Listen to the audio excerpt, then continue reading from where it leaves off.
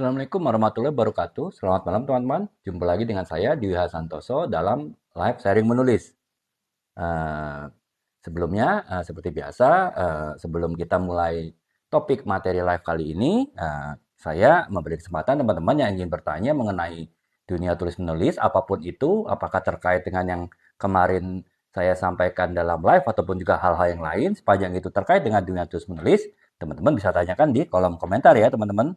Jadi jadi saya bisa menjawabnya sebelum kita mulai materi gitu. Jadi teman-teman mungkin kalau misalnya ada keperluan lain setelah itu ataupun mungkin perlu istirahat cepat karena besok ada kegiatan yang padat ya mungkin bisa setelah saya jawab pertanyaannya bisa meninggalkan forum gitu. Sementara teman-teman yang masih ada waktu kemudian juga tidak terlalu padat besok kegiatannya mungkin istirahatnya direncanakan malam dan tertarik dengan materi kita kali ini bisa saja teman-teman mengikuti live ini setidaknya mungkin sampai setengah ataupun bahkan sampai selesai ya tergantung bagaimana minat teman-teman bisa terpenuhi oleh live ini.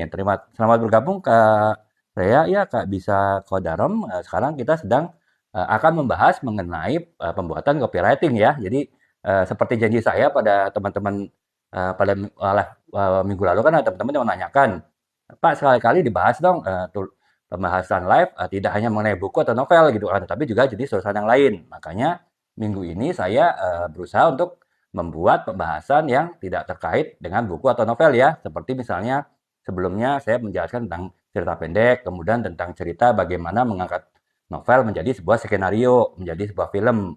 Kemarin saya membahas mengenai bagaimana membuat laporan di kantor gitu. Jadi selamat bergabung Kak Uzak ya.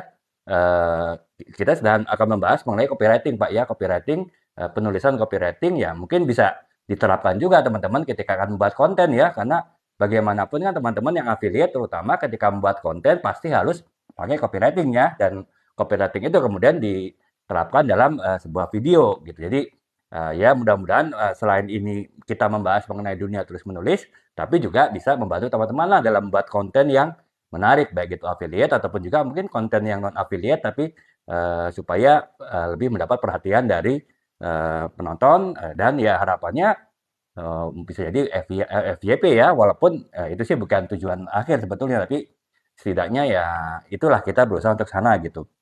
Nah itu teman-temannya selamat gabung Kak Bolo ya. Karena belum ada pertanyaannya mengenai dunia tulis menulis, saya akan langsung mulai ya pembahasan materi mengenai dunia tulis menulis, terutama yang akan kita bahas kali ini adalah mengenai penulisan copywriting ya. Jadi saya akan bahas mengenai apa pengertian copywriting, kemudian bagaimana langkah-langkahnya membuat copywriting, kemudian apa metodenya, bagaimana jenis-jenis copywriting, kemudian juga bagaimana tips-tips membuat copywriting yang menarik, dan yang terakhir adalah apakah seorang penulis dalam artian penulis non copywriting, misalnya penulis cerpen, penulis novel ataupun penulis buku-buku itu bisa menjadi copywriting, apa-apa saja syarat yang diperlukan. Yang terakhir adalah bagaimana kita bisa untuk copywriting itu bisa melawan gempuran AI writing ya, karena salah satu hal yang sekarang udah mulai tergantikan walaupun mungkin hanya untuk tugas-tugas tertentu itu adalah di copywriting ya. Copywriting yang sifatnya monoton, yang sifatnya itu adalah penyampaian pesan-pesan promosi yang selalu berulang itu sekarang sudah mulai digantikan oleh AI writing ya. Selamat bergabung Kak Suntoro ya. Sekarang kita membahas mengenai copywriting ya itu sebagai salah satu bentuk tulisan itu, sekaligus saya ingin menekankan bahwa yang sering saya ucapkan dalam setiap live adalah bahwa menulis itu luas ya teman-teman ya. Jangan dianggap hanya menulis buku atau menulis novel gitu. Menulis itu sangat luas. Seperti kemarin kita bahas mengenai menulis laporan di kantor ya, live kemarin.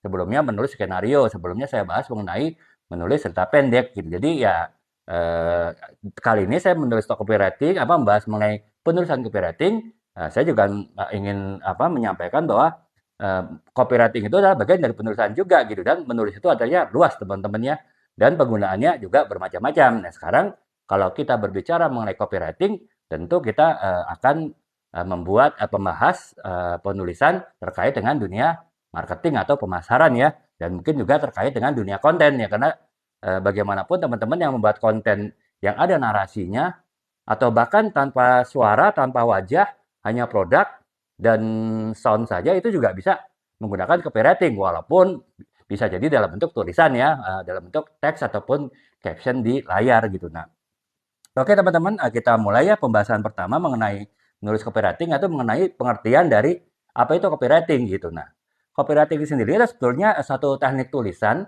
yang sifatnya adalah berusaha persuasif atau membujuk audiens untuk melakukan sesuatu seperti yang diharapkan dari pembuat copywriting itu. Ya tentu saja ya teman-teman ya, karena copywriting biasanya dibuat untuk kegiatan pemasaran, untuk kegiatan bisnis ya. Tujuan dari kita membuat copywriting tentu supaya audiens kita tertarik untuk membeli produk kita ya. Ataupun kalau kita menjual layanan bukan produk ya tertarik menggunakan layanan kita gitu. Atau bahkan bisa jadi bukan hanya berbentuk komersial ya atau bisnis ya. Bisa jadi copywriting itu untuk membuat seseorang atau audiens untuk tertarik melakukan suatu kegiatan yang kita inginkan gitu. Misalnya kita kan sering teman-teman ya melihat di TV iklan layanan masyarakat gitu. Misalnya mengenai dulu lah waktu zaman COVID lah ya. Kita harus 3S, kita harus menjaga jarak, kita harus selalu cuci tangan, kita harus selalu apa namanya social distancing. Itu kan sama saja iklan-iklan yang sering kita lihat di TV ataupun mungkin di majalah, di koran atau bahkan di sosial media itu adalah bentuk copywriting juga yaitu hanya bukan tujuan komersil, tujuannya adalah supaya masyarakat melakukan hal-hal yang dapat mencegah penyebaran penyakit COVID ya waktu itu ya.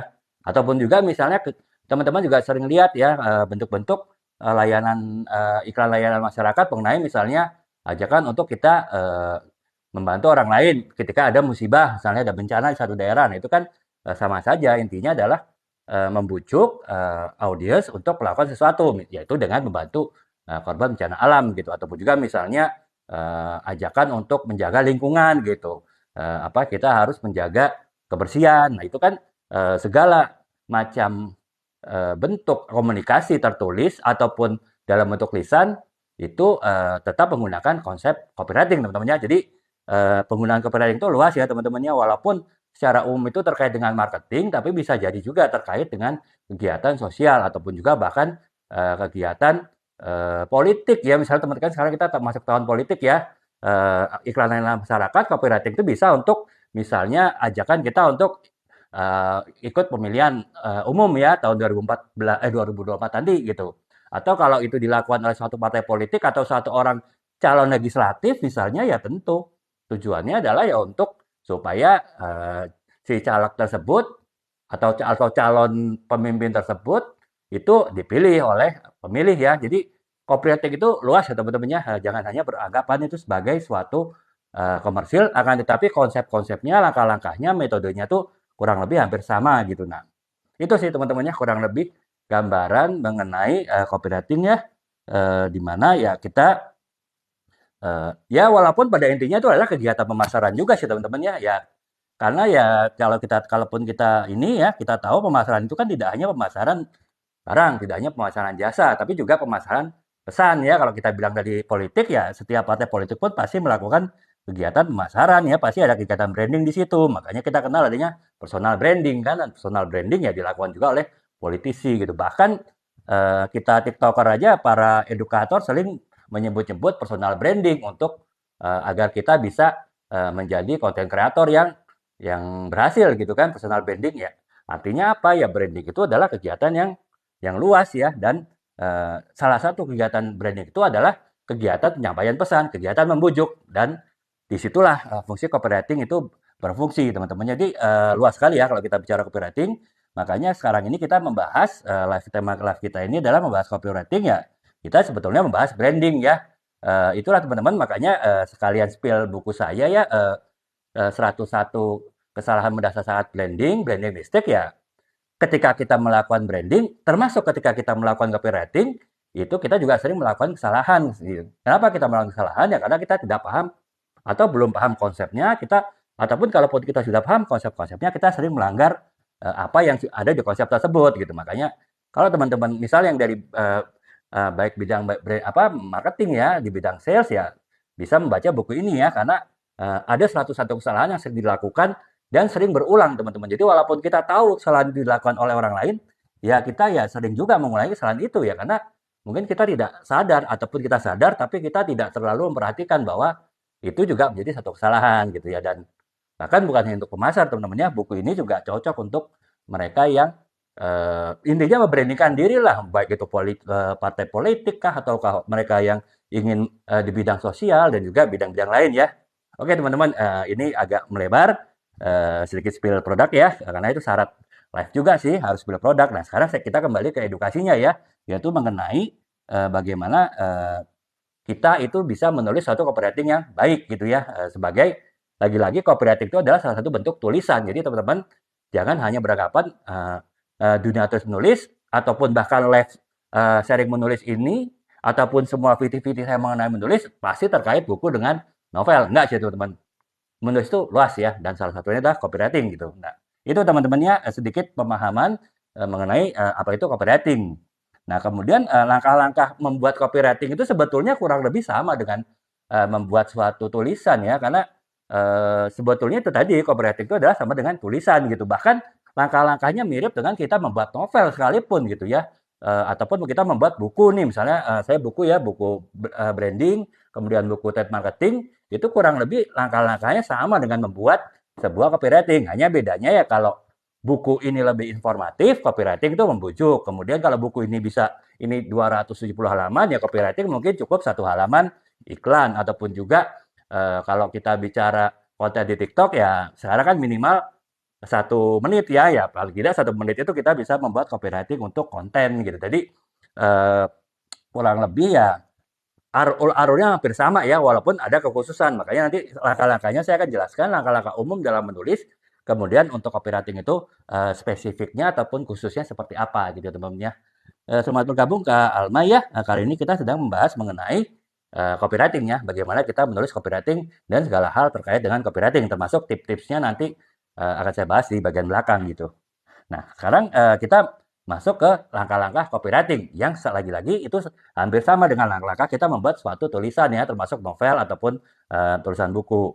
Yang pertama adalah kita perlu memahami target audience. Nah, sama dengan kita membuat novel kan kita harus paham tuh audiens kita siapa gitu ya. Misalnya ini saya membuat novel ini ya, novel tebal cukup ya, Semua Demi Cinta, ya ini audiensnya ya adalah mereka yang karena ini novel roman ya mereka tentu yang sedang ya sekarang menjadi sepasang kekasih lah gitu. Walaupun mungkin belum pasti akan melanjutkan hubungan sampai pelaminan, tapi setidaknya dengan membaca buku ini ya setidaknya akan ada pesan-pesan romantisme, juga ada pesan-pesan yang sifatnya mungkin pesan-pesan nilai-nilai yang ditanamkan ketika mereka sedang memadu kasih. Nah itu saya udah jelas ini berapa pasarnya itu gitu. Nah kemudian ketika saya misalnya contoh menulis buku ini ya, Branding for Branding Company. Buku ini adalah buku untuk perusahaan yang selama ini belum melakukan kegiatan marketing, branding, dan ingin melakukan kegiatan branding atau marketing. Di mana personel di dalam perusahaan tersebut, bahkan termasuk direksi dan ownernya juga tidak paham atau kurang paham mengenai branding dan marketing. Makanya buku ini pasarannya adalah orang-orang, walaupun levelnya tinggi, tapi orang yang belum paham marketing. Makanya buku ini menjelaskan konsep-konsep dasar dari branding marketing secara sederhana bahasanya, tapi juga aplikatif, banyak contoh-contohnya, sehingga orang-orang yang belum paham marketing bisa paham marketing. Nah itu jadi masing-masing buku itu ada target ya teman-temannya, masing-masing novel itu ada target pasar. Sama kita membuat copywriting ya, membuat copywriting. Terima kasih Kak Akbar ya, terima kasih semangatnya. Semoga kakak juga bisa mendapat bersemangat juga dalam menjalani aktivitas dan mungkin dari live ini bisa mendapatkan arah apa ya sedikit wawasan lah ya, sedikit insight yang dapat membantu kakak ya baik dalam pekerjaan maupun dalam kegiatan lain gitu. Nah, kita lanjutkan lagi yang kita masih memahami target audiens ya, sebagai copywriting. Kita copywriter kita juga harus paham target audiens kita. Misalnya ketika kita ingin, kita konteks menjual barang lah, kita ingin menjual produk premium ataupun kita ingin menjual produk ekonomis, pasarnya pasti beda kan. Yang satu adalah produk kalangan menengah atas, yang satunya mungkin kalangan menengah. Nah itu kalau kita sudah paham audiensnya, kita paham kebutuhannya masing-masing, kita paham gaya hidup mereka masing-masing, kita paham bagaimana cara mereka berkomunikasi, ya kita bisa membuat copywriting yang kita sesuaikan dengan karakter-karakter target pasar tersebut gitu. Karena kalau misalnya kita menjual produk alat rumah tangga mewah lah gitu, maksudnya ya kulkas-kulkasnya yang set by set gitu yang harganya 15 juta ke atas. Kemudian televisi mungkin televisi LED yang 50 inch ke atas gitu yang harganya mungkin 20 juta. Tapi kita menggunakan bahasa untuk kalangan menengah yaitu nggak masuk gitu. Jadi walaupun kita membuatnya secara kreatif, secara apa dengan call to action-nya ajakan untuk membelinya juga sangat ini ya, sangat apa sangat membujuk, sangat menarik, tapi ya karena bahasanya beda dengan bahasanya pasaran produk yang kita jual ya tetap aja mereka tidak akan membeli produk walaupun mereka melihat oh ini bagus nih ininya iklannya, oh ini bagus ini promosinya, tapi ya tetap nggak akan beli produk gitu. Selamat bergabung ke Sahaya. Kita sekarang sedang membahas mengenai penulisan copywriting ya. Nah, ya itu tadi kalau kita tidak bisa menempatkan target audiens kita secara tepat ya mereka mungkin menganggap copywriting kita bagus tapi mereka tidak tertarik beli karena apa? Mereka tidak merasa pesan itu disampaikan buat mereka gitu. Nah, makanya sebelum kita membuat suatu copywriting untuk suatu produk tertentu ataupun terhadap untuk suatu layanan tertentu ataupun terhadap untuk suatu konten tertentu kalau teman-teman yang adalah konten kreator di TikTok misalnya ya teman-teman harus paham siapa target audiensnya dan juga bagaimana karakter sifat dan segala hal terkait audiens tersebut sehingga akhirnya ya ketika kita membuat copywriting kita bisa menyesuaikan dengan keinginan harapan dan juga kebutuhan dari mereka gitu ya. Nah itu sih kurang lebih teman-teman ya. Selamat bergabung ke Novita ya.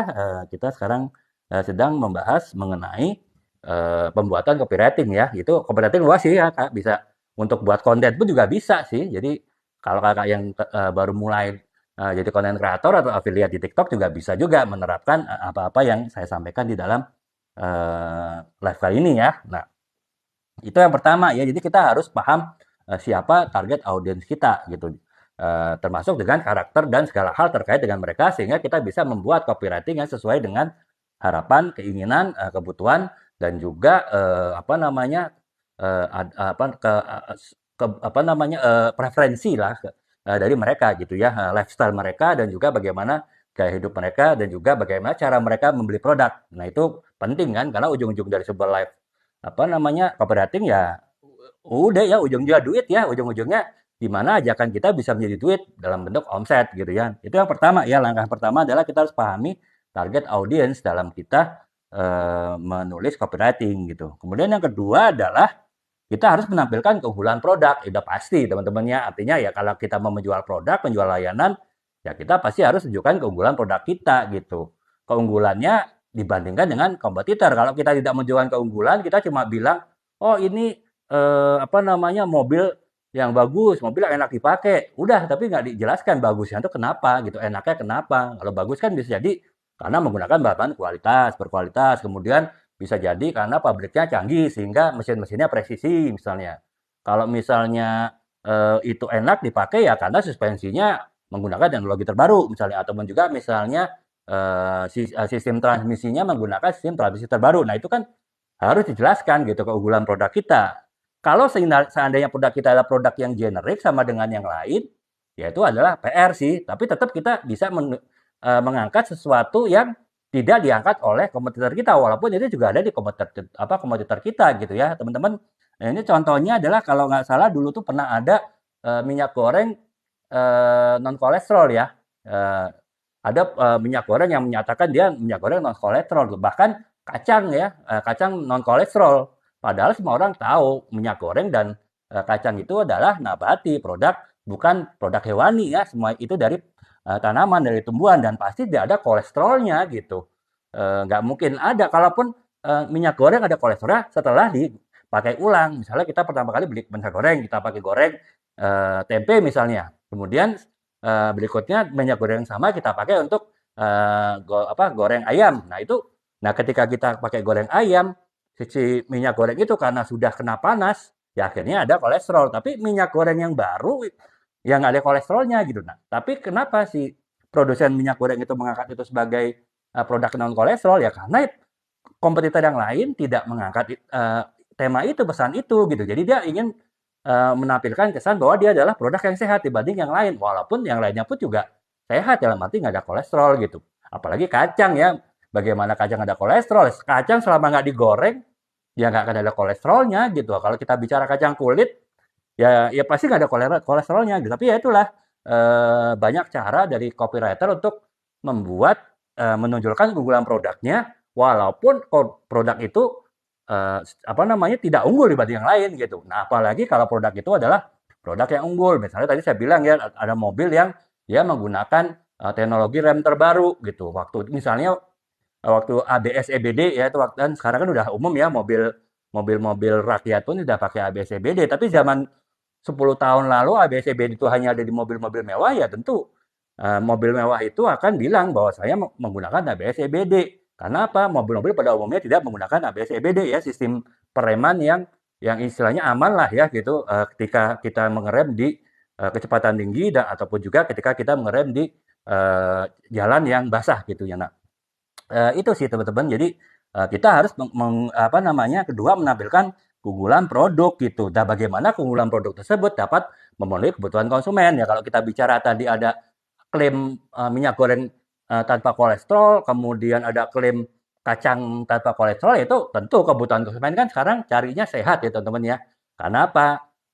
Sekarang sehat itu jauh lebih murah daripada sakit gitu. Karena untuk sakit ya kita perlu biaya macam-macam kan. Nah, sehingga kalau sehat itu lebih baik. Nah, makanya karena banyak konsumen yang ingin sehat ya si terlambat bergabung ke Desfair ya kita sedang membahas mengenai penulisan copywriting. Nah, karena banyak sekarang konsumen yang ingin sehat ya diangkatlah keunggulan produk tidak mengandung kolesterol karena kolesterol itu kan salah satu penyebab penyakit jantung dan penyakit jantung itu adalah pembunuh terbesar di dunia dan di Indonesia gitu dan membunuhnya juga diam-diam gitu artinya bisa terjadi serangan mendadak gitu sehingga orang itu sampai meninggal ataupun setidaknya harus mengalami perawatan di rumah sakit. Nah, unsur itulah kebutuhan akan kesehatan itulah yang ditangkap oleh seorang copywriter dengan memberikan tanda petik solusi, berarti suatu produk yang sehat gitu. Nah, ataupun juga tadi mobil mewah yang 20 tahun lalu mungkin teknologi ABS CBD itu masih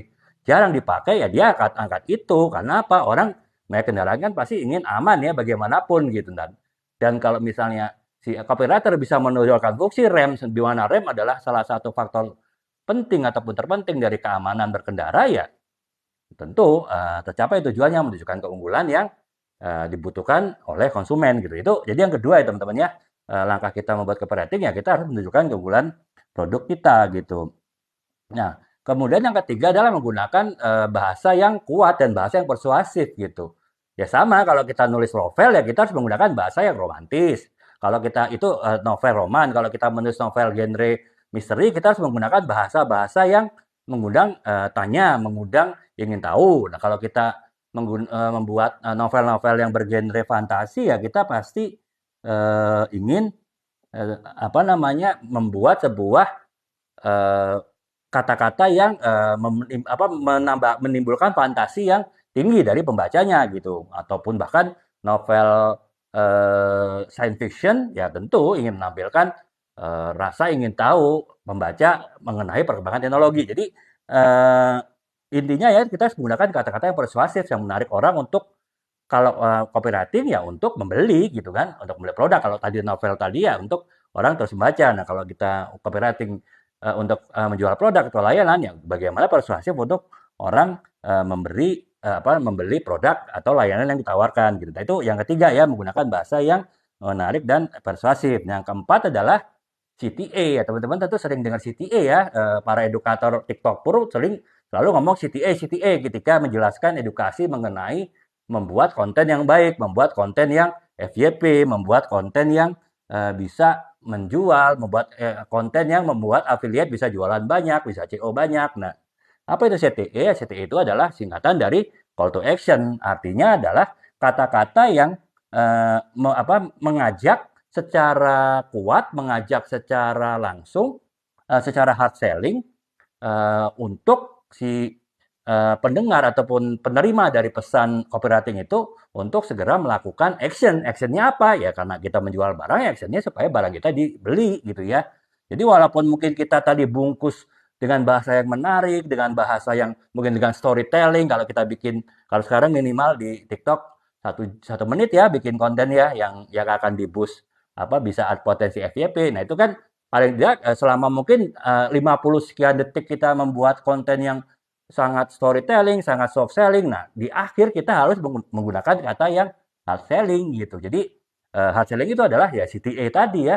Semakin kuat ajakan untuk membeli produk ataupun semakin kuat sebuah hard selling itu dibuat ya, sebuah kata-kata hard selling itu diterapkan ya akan semakin besar kemungkinan konsumen yang tadinya terbuai mungkin dengan storytelling yang bagus, terbuai dengan kata-kata menarik, dengan kata-kata yang membujuk, seperti mereka kemudian disentak, ya sudah sekarang saja beli. Nah itu, jadi CTA itu sangat penting ya teman-teman ya dalam melakukan pembelian produk. Nah itu sih teman-temannya sedikit ringkasan. Saya akan ringkas langkah-langkah untuk membuat sebuah copywriting yang baik. Yang pertama adalah kita harus memahami target audiens kita. Kita harus paham segala-galanya ya dari segi keinginannya, kebutuhannya, dari segi lifestyle-nya, gaya hidupnya, dari segi kebiasaan membelinya, dari segi perilaku pembelian, dan segala hal terkait dengan target audiens kita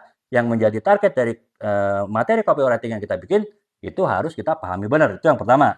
Yang kedua adalah menampilkan keunggulan produk yang memang dibutuhkan oleh konsumen ya. Bisa saya jelaskan tadi baik keunggulan yang produk yang memang benar-benar unggul dimiliki oleh produk tersebut ataupun sebetulnya kompetitor punya juga. Tapi kita harus bisa membuat copywriting yang membuat seolah-olah kitalah yang punya keunggulan produk tersebut.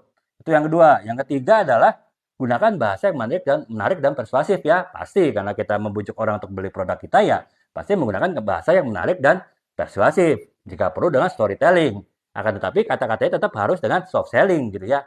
Dan akan tetapi kalau kita menjual tetap harus ada hard sellingnya. Nah hard sellingnya adalah di bagian keempat, langkah keempat, yaitu kita membuat CTA ataupun juga call to action yang kuat sehingga mengajak pembeli atau mengajak audiens untuk segera membeli produk kita gitu ya, membeli layanan kita gitu. Jadi itu ya teman-teman ya 4 langkah kita dalam membuat sebuah copywriting yang menarik gitu dalam kita melakukan pemasaran suatu produk gitu ya. Jadi itu sih teman-teman setengah jam ya kita hanya baru membahas mengenai langkah-langkahnya, tapi nggak apa-apa sih teman karena langkah-langkah ini sangat penting ya teman-teman ya. Kalau teman-teman belum memahami langkah-langkah ini, teman-teman jangan bergerak untuk membuat sebuah copywriting gitu. Akan tetapi kalau empat langkah ini teman-teman sudah benar-benar pahami, ya teman-teman bisa bergerak untuk membuat copywriting. Karena langkah-langkah yang harus dilakukan inilah adalah basic ataupun juga dasar fundamental dari sebuah copywriting yang menarik, copywriting yang membujuk, copywriting yang menggugah, copywriting yang dapat mendorong secara mendesak pada audiens untuk membeli produk dan layanan kita gitu. Nah, itu sih teman-teman ya langkah-langkah dari pembuatan copywriting yang harus dilakukan oleh seorang copywriter ataupun siapapun yang ingin membuat copywriting ya. Selamat bergabung ke Aprianingsih Pasaribu ya. Kita sekarang sedang membahas mengenai pembuatan copywriting gitu. Nah, copywriting tahu ya kakak ya itu adalah bagaimana kita bisa membuat tulisan yang menjual ya dan menarik orang untuk membeli produk yang kita tawarkan, yaitu baik itu dalam bentuk iklan tertulis, baik itu dalam iklan audiovisual, iklan video, ataupun bahkan ketika kita membuat konten di TikTok ya, apalagi kalau kita yang affiliate ya, kita membuat konten keranjang kuning ya tentu kita harus punya copywriting yang kuat gitu. Makanya ya teman-teman harus paham benar gitu bagaimana membuat sebuah konten apapun itu bentuknya dengan kualitas copywriting yang sesuai dengan yang diharapkan gitu ya. Itu kurang lebih itu sih ya copywriting ya. Nah, sekarang kita bergerak ke beda copywriting dengan tulisan yang lain. Nah, tadi kan saya selalu bilang bahwa copywriting itu ada suatu bentuk tulisan yang khusus. Walaupun secara prinsip-prinsip dasar dalam menulis itu sama dengan prinsip-prinsip dasar dalam menulis bentuk tulisan yang lain, baik itu cerita pendek, baik itu membuat skenario, baik itu membuat laporan di kantor, bahkan sama dengan prinsip-prinsip membuat tulisan novel ataupun buku ya. Jadi itu kurang lebih kenapa ya saya memasukkan copywriting sebagai suatu bentuk menulis. Nah, walaupun begitu tetap copywriting itu kan ada kekhususan ya. Karena copywriting ada nilai menjualnya gitu, ada nilai memasarkan, ada nilai membujuk. Beda dengan karya tulis lain yang secara umum tidak mempunyai sifat-sifat tersebut. Ya makanya kali ini saya akan menjelaskan sedikit ya mengenai Selamat bergabung Kak Aris ya. Kita sedang membahas mengenai pembuatan copywriting ya. Copywriting berarti itu terkait juga dengan penjualan produk maupun pembuatan konten ya, termasuk konten affiliate di TikTok gitu. Nah, saya lanjutkan lagi. Eh, sekarang kita akan membahas mengenai beda copywriting dengan bentuk karya tulis yang lain ya. Yang pertama adalah tentu adalah tujuan dari komunikasinya ya. Kalau copywriting itu sudah jelas yaitu tujuannya adalah untuk membujuk audiens untuk melakukan sesuatu kegiatan ya. Dalam hal ini adalah tentu membeli produk ataupun membeli layanan yang ditawarkan oleh pembuat copywriting tadi gitu. Nah, kalau tulisan yang lain tujuannya bukan untuk menjual ya, seperti misalnya jurnalisme ya, jurnalisme ya apa namanya tulisan di media online misalnya itu ya untuk memberikan informasi kepada konsumen gitu. Sedangkan sastra misalnya seperti novel itu tentu tujuannya untuk menghibur ya, selain memberikan nilai-nilai ataupun value-value yang positif yang baik terhadap pembacanya. Jadi itu yang pertama ya, bedanya di tujuan penulisannya. Kalau untuk copywriting itu sangat spesifik yaitu untuk membujuk orang untuk melakukan suatu pembelian produk. Nah, itu yang pertama. Yang kedua adalah gaya penulisan. Kalau copywriting itu gaya penulisannya adalah persuasif, jelas ya, persuasif, membujuk gitu. Sementara kalau yang lain relatif bukan persuasif gitu. Jadi kayak kalau novel ya gaya bahasanya mungkin gaya bahasa romantis misalnya, gaya bahasa yang apa namanya menghibur gitu ya. Sementara kalau misalnya berita online ya pasti gaya bahasa yang memberikan informasi itu tentu gaya bahasanya beda ya. Nah, gaya bahasa membujuk ini secara umum hanya ada di dalam sebuah bentuk tulisan format copywriting gitu ya. Itu yang ini ya apa bentuk tulisan persuasif yang hanya ada di copywriting. Itu yang kedua gaya penulisan.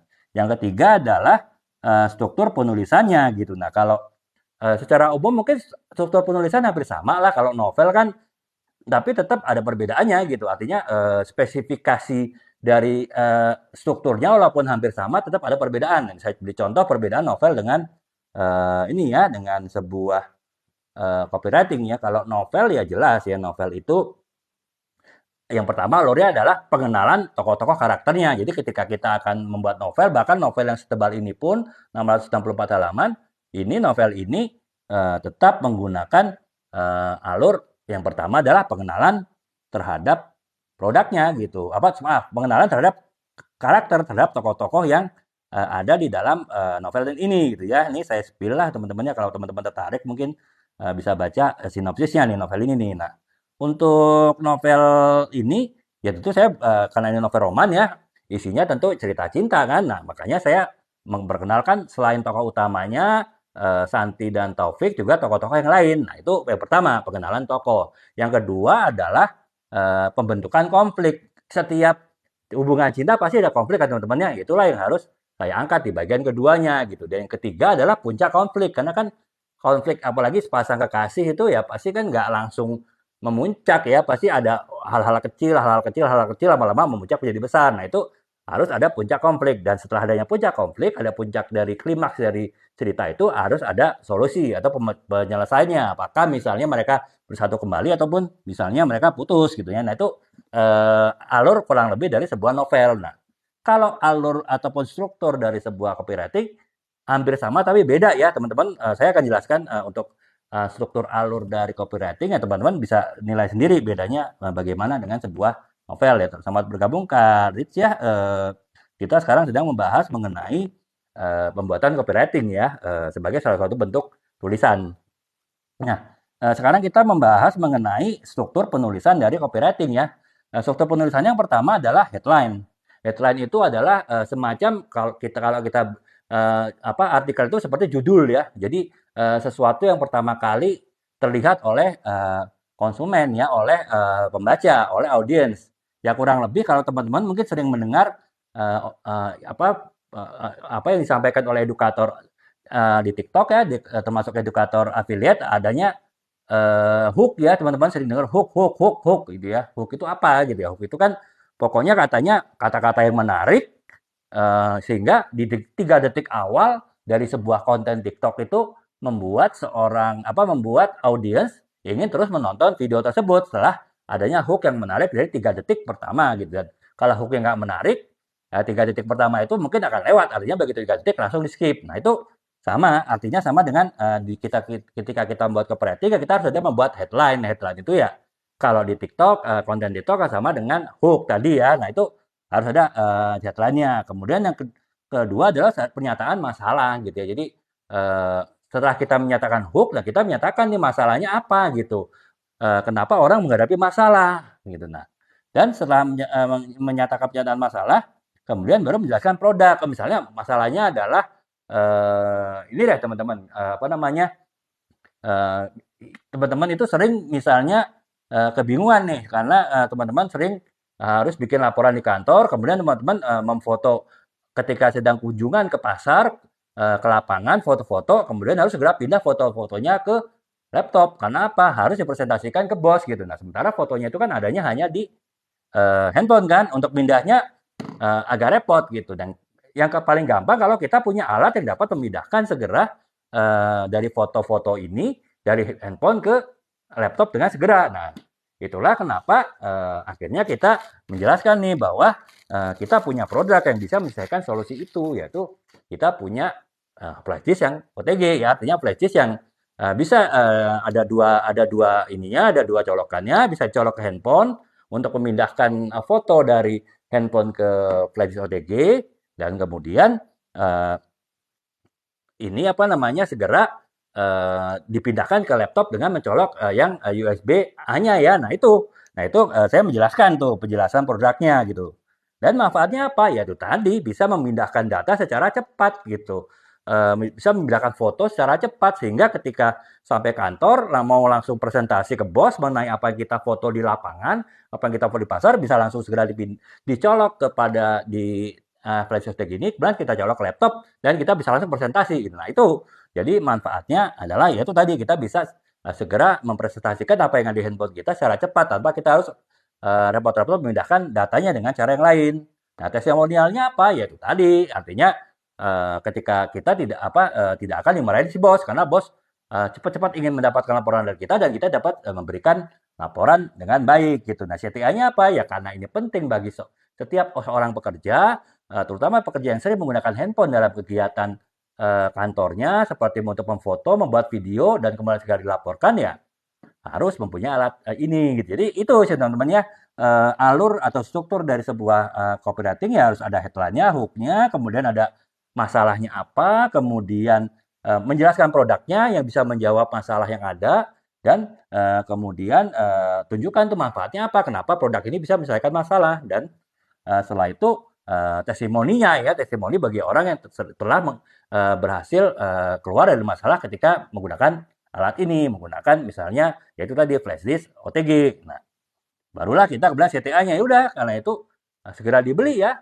biar teman-teman nggak repot ketika si bos minta data segera dari yang ada datanya ada di handphone teman-teman gitu. Nah, itu sih kurang lebih teman-teman ya alur struktur kita dalam membuat sebuah copywriting yang baik gitu ya. Selamat bergabung Kak Rizka ya. Kita sekarang sedang membahas mengenai penulisan copywriting ya, yang bisa dipakai juga Kak Rizka untuk membuat konten di TikTok ya, supaya konten di TikTok dapat di FYP dapat disukai oleh pemirsa. Dan kalau misalnya itu konten keranjang kuning ya keranjang kuningnya bisa dilirik dan bahkan dibeli gitu.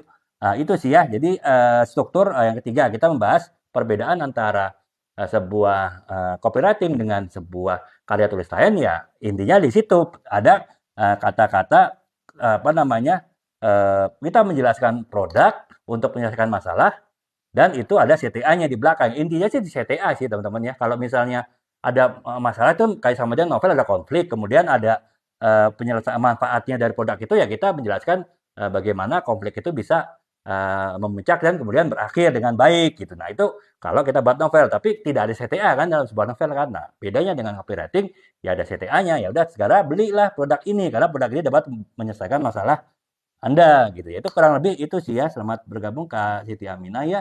Kita sedang membahas mengenai penulisan mengenai uh, penulisan copywriting ya. Jadi salah satu bentuk tulisan yang mempunyai unsur untuk membujuk atau apa audiens untuk membeli suatu produk ataupun jasa gitu ya. Nah, itu sih teman-teman. Jadi itu sih teman-teman tiga hal yang membedakan sebuah copywriting dengan sebuah ataupun dengan karya tulis yang lain gitu ya.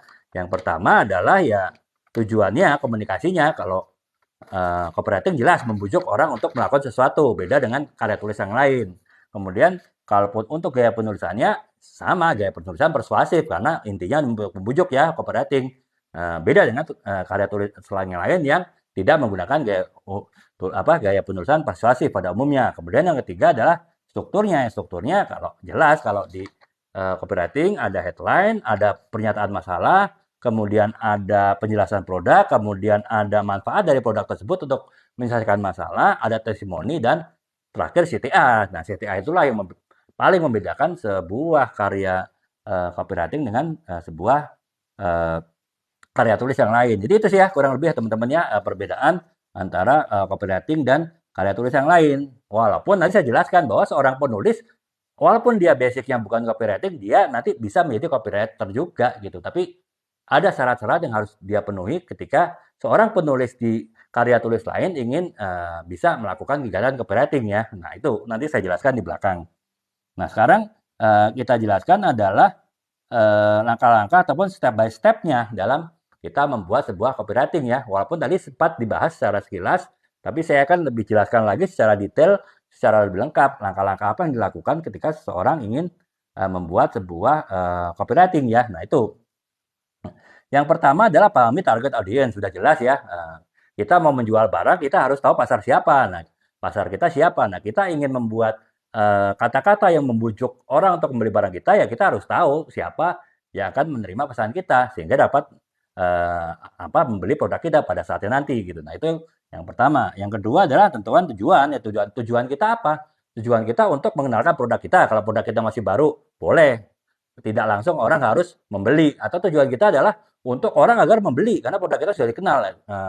Orang agar membeli produk kita tidak membeli produk kompetitor. Ataupun juga yang ketiga adalah kalau produk kita masih produk baru, tapi produk kita yakin produk kita bagus, setidaknya orang untuk mencoba produk kita gitu. Dan setelah mencoba diharapkan nanti akan repeat buyer, repeat buying akan membeli ulang. Nah jadi kita harus tentukan tujuannya apa ya, karena kalau kita tujuannya untuk mengenalkan produk atau dengan tujuan kita untuk menjual produk ataupun tujuan kita untuk membuat orang mencoba produk kita itu copywriting-nya, gaya bahasanya, gaya petuturnya itu pasti beda ya. CTA-nya pun juga pasti akan beda gitu ya. Makanya ya kita harus tentukan juga tujuan kita menulis copywriting itu apa ya di awal ketika kita akan membuat copywriting. Kemudian yang ketiga kita harus melakukan penyampaian pesan yang jelas ya. Jadi ya jangan sampai adanya mispersepsi, jangan adanya misunderstanding, jangan sampai ada salah paham gitu. Kita maksudnya A, tapi ditangkap oleh audiens maksudnya B. Nah itu kan masalah ya. Bisa jadi orang tidak akan beli produk kita karena salah persepsi dengan maksud kita. Misalnya maksud kita adalah untuk membuat orang untuk membeli produk kita, tapi orang melihatnya, oh ini bukan ini sekedar untuk mengenalkan produk baru kok, bukan untuk menawarkan kita suatu penawaran yang menarik. Nah itu kan yang nggak tercapai tujuannya gitu kan, kita buat copywriting. Nah makanya lagi-lagi ya kita harus membuat pesan yang jelas gitu, karena ya kalau beda dengan novel yang mungkin bahasanya bisa mendayu-dayu, meye-meye ya, bisa romantis, bisa berbunga-bunga, yang mungkin orang bisa jadi sebagian orang tidak paham dari maksud-maksud perkataan itu tidak boleh untuk copywriting. Copywriting semua target pasar kita harus jelas ya apa yang ingin dimaksudkan dari copywriting tersebut gitu. Nah itu yang yang ketiga. Kemudian yang keempat adalah maksimalkan headline ya. Ya hook lah kalau di TikTok ya, hooknya headline-nya itu harus maksimal. Artinya di tahap-tahap awal orang melihat copywriting kita, orang udah harus tertarik untuk melanjutkan mengikuti copywriting kita berikutnya. Sama dengan di TikTok ya, kalau orang sudah melihat suatu video dengan hook yang menarik di 3 detik pertama, ya akan menarik orang itu untuk menonton video tersebut sampai selesai, sehingga video tersebut punya potensi untuk FYP ya. Nah itu sama sih, jadi ya intinya kita harus punya headline yang kuat ya teman-teman ya. Nah kemudian yang kelima adalah fokus pada manfaat, istilahnya tadi, karena ketika kita buat copywriting kita harus membuat adanya suatu permasalahan. Nah karena ada permasalahan, ya kita harus menunjukkan bahwa produk itu bermanfaat untuk menyelesaikan masalah yang ada gitu ya. Jadi ibarat sebuah novel yang menciptakan sebuah konflik, nah ada sebuah resolusi konflik, ada sebuah bagaimana cara mengatasi konflik. Nah kalau sebuah copywriting ya kita membuat satu masalah dan kita membuat penyelesaian masalah tersebut dengan menggunakan produk ini misalnya ya. Jadi Kurang lebih seperti itu sih teman-teman. Nah, kemudian apa namanya, yang berikutnya adalah kita gunakan bukti sosial. Artinya kalau bisa kita ada testimoni ya, artinya eh, oh kita sudah membuktikan bahwa flash disk OTG ini sangat membantu kita untuk segera memindahkan data dari handphone ke laptop sehingga dapat kita segera gunakan untuk presentasi misalnya. Nah, itu kalau perlu kita menunjukkan testimoni dari orang-orang yang pernah menggunakan produk ini dan benar-benar terbantu oleh produk ini. Itu akan semakin lebih memperkuat dari copywriting yang kita bikin gitu. Dan yang berikutnya adalah uh, kita harus buat urgensi ya, artinya ya orang bisa jadi oh ini udah ada CTA beli ini ya produk ini penting bagi kita. Nah, tapi kalau orang tidak di urgensi, orang bisa mikir nantilah beli bulan depan aja habis gajian misalnya, atau nanti beli kalau aku sudah sering ditugasin keluar kantor sama bos untuk membuat penelitian di pasar misalnya. Itu kan nggak bagus kan, harus buat urgensi misalnya segera beli. Bisa jadi bos Anda besok nyuruh Anda segera buat kunjungan ke pasar dan buat laporan segera. Harus ada kata-kata begitu, kata-kata yang menggugah orang ataupun juga bahkan tanda petik mendesak orang untuk segera membeli produk tersebut gitu. Nah, itulah makanya CTA-nya pun juga harus kuat juga setelah kita ini perlu barang ini sangat perlu bagi Anda yang sering membuat laporan di kantor. Nah, CTA-nya adalah makanya beli produk ini mumpung masih diskon 40%, program 99 misalnya. Nah, itu CTA-nya begitu. Jadi antara urgensi dan CTA itu saling terkait ya, intinya sama, yaitu membuat audiens untuk membeli produk gitu. Nah, selamat bergabung ke Step by Step ya. Sekarang kita sedang membahas pembuatan mengenai sebuah copywriting ya. Nah, sekarang ini kita akan ringkas lagi bagaimana langkah step by step ketika kita membuat sebuah copywriting ya. Saya sampaikan penjelasannya aja karena tadi detailnya sudah saya jelaskan ya seperti apa. Yang pertama adalah pahami target audience. Yang kedua adalah tentukan tujuan kita. Kemudian yang ketiga adalah penyampaian pesan yang jelas. Jangan menimbulkan salah persepsi, misunderstanding dari penerima pesan. Kemudian yang keempat adalah fokus pada manfaat. Manfaat produk itu apa? Nah, itulah yang kita tekankan untuk menyelesaikan masalah yang ada yang kita sampaikan di awal copywriting tadi. Kemudian yang keenam adalah gunakan bukti sosial, artinya kita menggunakan testimoni dari orang-orang yang memang telah terbantu oleh alat ataupun oleh produk ataupun layanan yang kita jual dalam copywriting tersebut. Yang ketujuh adalah kita buat urgensi. Orang kita desak supaya segera membeli, karena kalau kita tidak segera membeli akan mendapatkan masalah seperti yang dikemukakan pada awal dari copywriting tadi. Gitu. Makanya kita kaitkan juga dengan CTA, call to action. Orang setelah didesak untuk beli harus segera beli. Karena ya kita memberikan penawaran menarik, kita memberikan kata-kata yang semakin menggugah orang untuk membeli produk tersebut. Jadi itu ya teman-temannya kurang lebih penjelasannya. Selamat bergabung ke Anah ya. Kita sedang membahas mengenai pembuatan copywriting ya yang bisa kita terapkan di mana saja ketika menjual produk, layanan, atau bahkan ketika membuat konten di TikTok ya. Terutama bagi teman-teman yang affiliate ya, sangat perlu membuat suatu copywriting yang bisa menjual produk gitu sehingga ya SEO itu datang terus ya, karena kita selalu membuat video dengan copywriting yang sesuai, yang tepat, sesuai dengan ketentuan ataupun sesuai dengan hal yang harus dilakukan ketika kita membuat copywriting gitu. Nah, itu sih teman-temannya kita sudah bahas ya langkah-langkah step by step-nya bagaimana kita membuat sebuah copywriting yang bagus, copywriting yang tepat gitu. Nah, sekarang kita membahas tips ya.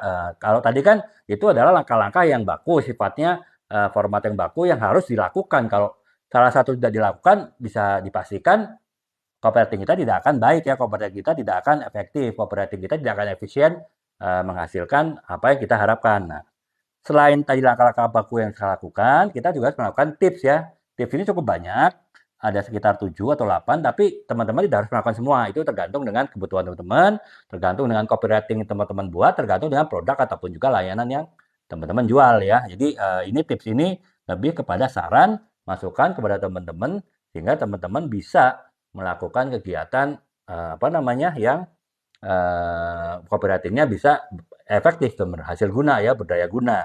Nah, itu yang pertama adalah tipsnya adalah kenali keinginan dan kebutuhan dari audiens. Ini terkait juga dengan langkah-langkah tadi. Yang pertama adalah kita harus paham mengenai audiens kita. Makanya tidak hanya sekedar paham, tahu siapa audiens kita, tapi juga harus paham kebutuhan dan keinginannya itu apa gitu. Itu yang pertama.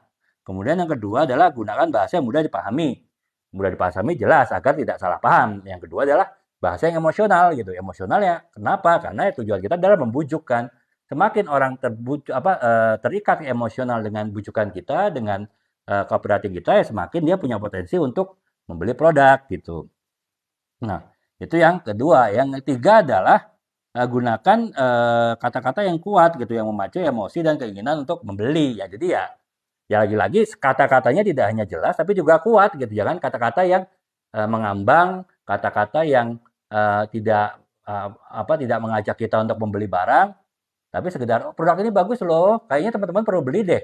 Nah, itu kan tidak kuat ya. Beda dengan misalnya, "Produk ini bagus, teman-teman harus punya." Karena kalau teman-teman tidak punya, teman-teman akan kesulitan. Nah, itu kan kata-kata yang kuat gitu ya. Nah, makanya pemilihan kata-katanya juga harus tepat ya. Ketika kita membuat copywriting ya kita harus membuat kata-kata yang kuat ya, yang bisa menarik bagi uh, audiens kita untuk membeli produk kita gitu. Nah, itu yang ketiga. Yang keempat adalah kita menggunakan cerita skenario ya yang menarik, atau ya kita sering dengar storytelling ya, artinya walaupun kita hanya menjual produk sapu misalnya, kita tidak ngomong ya sapu ini bisa membersihkan loh, ya semua orang pasti tahu ya sapu bisa membersihkan gitu. Nah, masalahnya bagaimana orang biar tertarik melihat video kita ataupun juga melihat iklan kita, melihat baik iklan cetak maupun iklan elektronik, orang tertarik untuk mengikuti iklan kita tersebut dan juga membeli produk kita ya. Makanya ya kita harus melakukan storytelling ya. Mungkin misalnya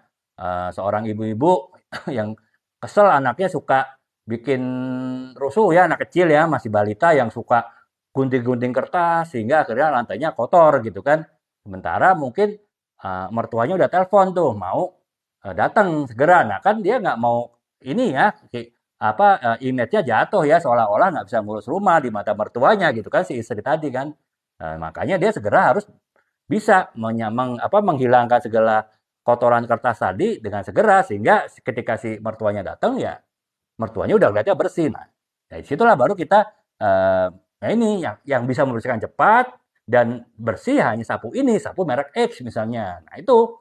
Jadi ya harus ada jalan ceritanya sih, nggak semata-mata sapu ini bisa bersihin loh, ya semua orang juga tahu. Nah, itu jadi makanya untuk membuat orang tertarik dengan sebuah copywriting ya kita juga harus paham membuat storytellingnya ya. Storytelling nggak perlu harus seorang sutradara ataupun seorang penulis novel sekelas Terelie atau sekelas Asma Nadia, sekelas Di Lestari, nggak perlu. Teman-teman aja bisa membuat storytelling, karena storytelling itu kan cerita sehari-hari teman-teman ya. Dan cerita sehari-hari justru mungkin lebih mengena gitu bagi konsumen ya, karena sama dengan keseharian mereka gitu kan. Nah, makanya kita yang biasa-biasa saja pun bukan penulis terkenal seharusnya sangat bisa membuat storytelling. Kalau kita mau niat ya, nggak hanya sekedar ngomong doang gitu kan, tapi kita memang mau sedikit berpikir untuk membuat suatu hal yang biasa, suatu hal yang sehari-hari itu menjadi suatu luar biasa gitu. Nah, itu makanya kita harus gunakan storytelling ya untuk yang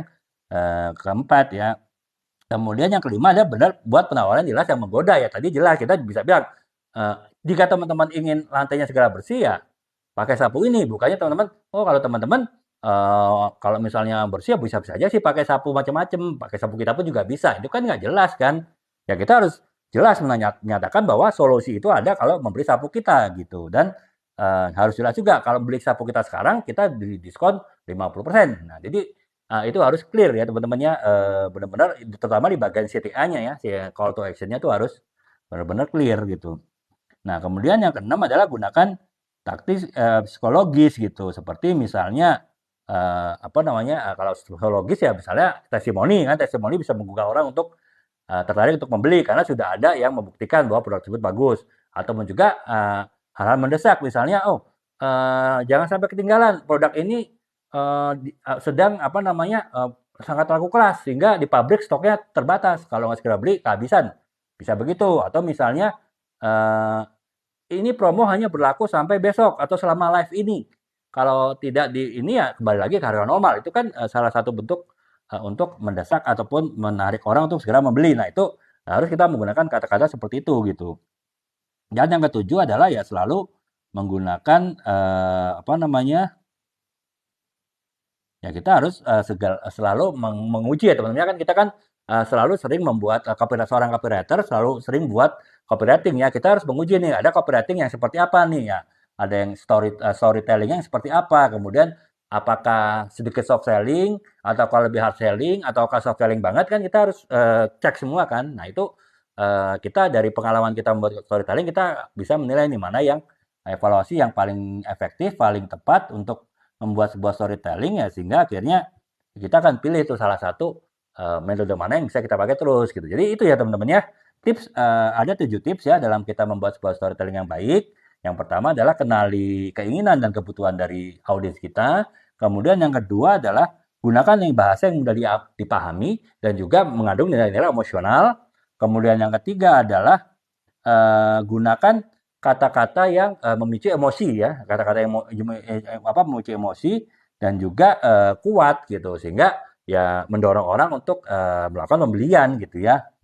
Dan kemudian yang keempat adalah gunakan cerita ataupun gunakan storytelling ya. Kalau kita membuat storytelling tidak harus kompleks, yang penting storytelling yang sehari-hari itu akan lebih tepat mengena bagi konsumen kita ya.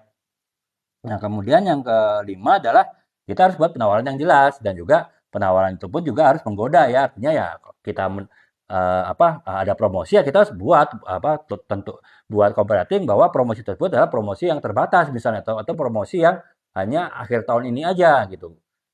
Di waktu lain nggak ada. Nah, itu kita harus membuat penawaran yang menarik dan jelas gitu. Kemudian juga kita harus menggunakan taktik psikologis ya, taktik psikologis baik seperti kita menggunakan testimoni ataupun juga hal-hal yang mendesak gitu. Misalnya ya stok terbatas, promo terbatas waktunya, kemudian apa namanya banyak dicari sehingga resiko kehabisan barang naik. Kata-kata seperti itu sifatnya psikologis mendorong orang untuk selalu membeli. Dan yang ketujuh ya kita harus selalu menguji ya. Kita kan pasti menggunakan berbagai macam teknik copywriting. Nah, kita harus lihat copywriting mana yang paling tepat, copywriting mana yang paling menjual produk, ya itulah yang akan kita pergunakan gitu ketika kita akan membuat sebuah copywriting. Nah, itu teman-teman ya 7 tips yang dapat teman-teman gunakan ketika akan membuat sebuah copywriting ya. Lagi-lagi copywriting ini bisa untuk penjual barang, penjual jasa, ataupun teman-teman membuat konten di TikTok, itu juga bisa menggunakan teknik ini gitu ya, menggunakan tips-tips ini sehingga bisa menghasilkan sebuah konten yang ujung-ujungnya bisa menarik orang untuk menonton gitu. Dan kalau itu produk konten affiliate ya ujung-ujungnya orang untuk mengklik keranjang kuning dan beli produk sehingga ada CO di akun teman-teman ya. Jadi ya itu sih kurang lebih teman-teman ya penjelasan mengenai keranjang kuning, penjelasan mengenai pembuatan copywriting gitu. Nah, sekarang saya bergerak nih kan tadi teman-teman pasti bertanya-tanya ya. Oke, udah dijelaskan copywriting itu apa definisinya. Kemudian oke, sudah dijelaskan langkah-langkah dasar membuat copywriting itu seperti apa. Oke, sudah dijelaskan beda copywriting dengan sebuah tulisan non copywriting itu seperti apa. Kemudian oke, sudah dijelaskan cara-cara detail bagaimana membuat sebuah copywriting. Oke, sudah dijelaskan mengenai tips-tips untuk membuat copywriting. Nah, sekarang pertanyaannya adalah apakah copywriting itu hanya bisa dibuat oleh seorang copywriter ataukah seorang orang bukan copywriter tapi dia juga bisa menulis, suka menulis atau bahkan tidak terbiasa menulis itu bisa menjadi copywriter ya. Jadi apa namanya? Ada sebetulnya sih nggak harus copywriter yang bisa jadi copywriter ya. Artinya kita pun bisa menjadi copywriter gitu walaupun kita bukan penulis gitu ya. Selamat bergabung Kak Ina ya. Kita sedang membahas mengenai pembuatan copywriting ya. Sekarang kita sedang membuat syarat-syarat seorang bisa menjadi copywriter walaupun dia bukan seorang copywriter tadinya, dia mungkin hanya penulis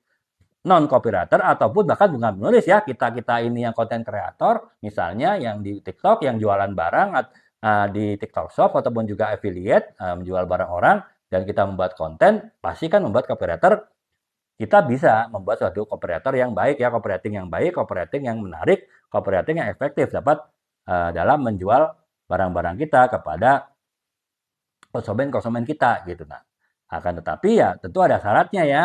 Semua orang bisa menjadi copywriter dengan catatan, dengan syarat sebagai berikut ya. Jadi syarat dan ketentuan berlaku ya, term and condition apply ya untuk seorang bisa menjadi copywriter gitu. Nah, Yang pertama adalah kemampuan menulis. Nah, itu sih mau nggak mau teman-teman ya. Tapi lagi-lagi teman-teman jangan memandang kemampuan menulis itu ya harus pernah menulis sebuah buku misalnya seperti saya ya, atau harus pernah menulis sebuah novel gitu. Nggak harus gitu. Teman-teman yang pernah nulis cerita pendek waktu di SMA aja dan menulis itu menjadi bukan sesuatu yang memberatkan, bukan sesuatu mimpi buruk ataupun bukan suatu nightmare bagi teman-teman ketika mengerjakan tugas mengarang bebas waktu SMA dulu, yaitu sebetulnya udah bisa mempunyai kemampuan menulis ya, apalagi kalau misalnya dapat nilai 9 atau 10 dari guru ya, otomatis ya itu sudah menunjukkan bahwa setidaknya di mata guru bahasa Indonesia teman-teman tadi ya teman-teman itu punya kemampuan menulis yang baik. Nah, jadi cukup sesimpel itu aja sih teman-teman. Atau teman-teman yang ketika membuat di kampus membuat paper, membuat makalah itu tidak menjadi beban besar buat teman-teman gitu. Bahkan seringkali suatu menyenangkan ketika sedang membuat paper atau makalah gitu. Atau teman-teman di kantor ketika setiap minggu, setiap bulan, ataupun ketika selesai event harus membuat laporan, teman-teman membuatnya tuh terasa enjoy, kemudian tidak menjadi suatu beban, dan juga membuatnya juga lancar-lancar aja gitu, nggak ada masalah. Walaupun mungkin secara kualitas sastra mungkin ya biasa-biasa saja ya, karena yang dituliskan laporan ke bos kan, bukan buat karya sastra. Tapi sepanjang itu semua teman-teman sudah pernah lakukan dan teman-teman yang penting adalah teman-teman enjoy, yaitu teman-teman masuk dalam kriteria yang pertama ini, yaitu teman-teman punya kemampuan untuk menulis. Jadi kemampuan menulis itu tidak harus berarti ahli, tapi bisa untuk menulis. Dan saya rasa hampir semua teman-teman pasti mampu untuk menulis ya. Hanya mungkin ya teman-teman ada yang kurang menyadari potensi itu. Tapi saya yakin hampir semua teman-teman itu bisa menulis. Makanya untuk syarat yang pertama, kemampuan menulis seharusnya bukan suatu masalah, bukan suatu hambatan ya bagi teman untuk membuat sebuah tulisan yang menarik termasuk copywriting-nya. Nah, itu yang pertama. Tapi itu baru satu teman-teman ya. Jadi kemampuan menulis itu adalah satu syarat pertama seorang seorang bisa menjadi seorang copywriter. Yang kedua adalah pemahaman konsumen ya. Nah, itu yang teman-teman mungkin harus belajar ya. Terutama teman-teman yang affiliate ya. Kalau teman-teman yang yang TikTok Shop kan pasti yang dijualnya produknya sendiri kan ya. Sehingga dia pastinya harus paham gitu mengenai konsumennya itu siapa gitu. Misalnya jualan fashion, jualan produk elektronik, jualan alat-alat rumah tangga, pasti paham kan. Misalnya alat-alat rumah tangga atau fashion wanita ya, fashion muslim ya.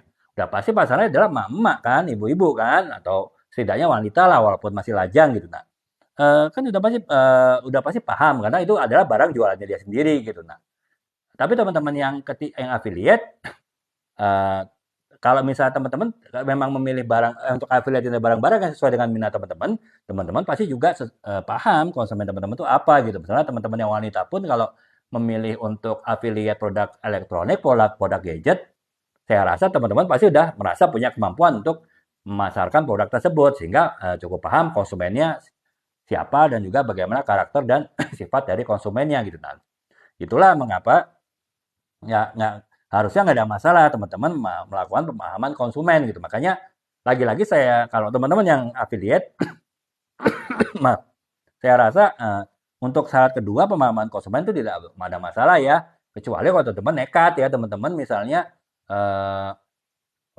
hobinya mager di rumah, main komputer, main game gitu. Tapi teman-teman affiliate-nya alat-alat mancing, teman-teman nggak pernah mancing, ya teman-teman nggak paham siapa yang biasa mancing, siapa yang punya hobi mancing ya itu ya teman-teman blunder ya artinya ya teman-teman ya tentu nggak paham konsumennya siapa. Nah bagaimana teman-teman bisa bikin copywriting yang pas dengan para pemancing kalau teman-teman sendiri mancing aja nggak pernah gitu kan. Apalagi memancing keributan. Ya makanya ini bercanda teman ya. Makanya ya itu sih ya harus paham konsumennya. Saya rasa teman-teman kebanyakan paham ya konsumen teman-teman itu siapa sehingga harusnya teman-teman juga bisa bikin copywriting yang pas gitu. Nah, yang ketiga adalah eh, kreativitas dan juga daya pikat. Nah, kreativitas daya pikat itu artinya antara lain membuat hook yang baik, kemudian membuat tagline. Nah, kalau ini mungkin banyak yang masih belum sampai ke tahap ini ya, tapi ini tahap yang bisa dipelajari ya teman-teman ya. Jam terbang saya bilang sih ini bukan bakat ya. Kalau bakat kan ya bisa dibilang ya ya apa adanya lah. Kalau berbakat bisa, kalau nggak berbakat pasti nggak bisa. Nah ini bukan soal bakat sih, ini soal belajar ya, ini soal kebiasaan. Jadi bagaimana berpikir kreativitas dan membuat daya pikir yang menarik yang bisa membujuk, itu adalah suatu latihan. Jadi teman-teman ya ketika membuat copywriting ya sepanjang teman-teman mau latihan, mau berusaha keras, mau punya tekad keras, saya rasa bisa sih mengatasi masalah ini. Walaupun mungkin tidak semua orang bisa, tapi saya yakin banyak teman-teman yang mampu untuk melewati masalah ini. Nah, berarti kan syarat ketiga, kreativitas, ya masih bisa dilewatin lah. Lagi-lagi dengan syarat teman-teman punya tekad, punya kuat, niat yang kuat, kemudian tidak omong doang kan. Artinya teman-teman juga apa namanya ingin mewujudkan tekad tersebut. Kalaupun ada kendala pasti ada, tapi kan kita manusia itu hidup tentu harus menghadapi kendala kan. Saya pernah dengar seorang ustadz bilang ya kalau nggak mau ada kendala, nggak ada masalah ya jangan hidup gitu loh. Karena kalau kita hidup tuh pasti ada masalah, ada kendala. Nah itulah jadi syarat ketiga saya rasa teman-teman masih mampu lah ya. Nah itu sekarang kita masuk ke syarat keempat untuk menjadi seorang copywriter, yaitu pengenalan produk atau layanan. Nah ini harusnya juga bisa sih karena ya teman-teman apa namanya ya kalau affiliate, kalau yang shop juga pasti harusnya tahu ya produknya apa karena ya barangnya teman-teman pegang kan teman-teman apa namanya eh, kelola produk tersebut gitu. Ketika teman-teman beli barang untuk stok pun ya teman-teman pasti udah tahu kan barangnya itu apa aja, kemampuannya apa aja, kemudian spesifikasinya apa gitu dan kalau yang affiliate pun ya itu tadi sepanjang teman-teman memilih produk affiliate yang memang sesuai dengan minat, pengetahuan dan juga sesuai dengan apa namanya ketertarikan teman-teman terhadap produk tersebut, rasanya teman-teman bisa punya apa mempelajari produk tersebut dengan baik sehingga teman-teman bisa membuat sesuatu operating yang baik gitu.